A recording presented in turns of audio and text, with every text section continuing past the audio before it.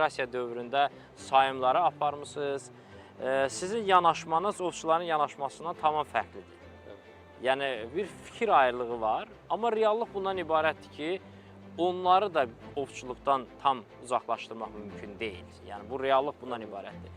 Orta xətt nədir sizcə? Yəni, qeyd etdiyiniz kimi burada ortaq məxrəcə gəlmək lazımdır. Əlbəttə, ov qanuna icazə verilən bir fəaliyyət növüdür, o da təbiətə çıxmaq üçün olan bir fəaliyyətdir. Burada sadəcə biz qanuna uymalıyıq. Hansı növlərin ovlanmasına icazə varsa onu ovlamalıdırlar. Məsəl üçün, Azərbaycanda əslində gecə ovu, fənərlə ov və ya səs uzadıcılarla istifadə edərək ov etmək qadağandır. Amma təəssüflər olsun ki, ovçuların bir çoxu bu metodlardan istifadə edir.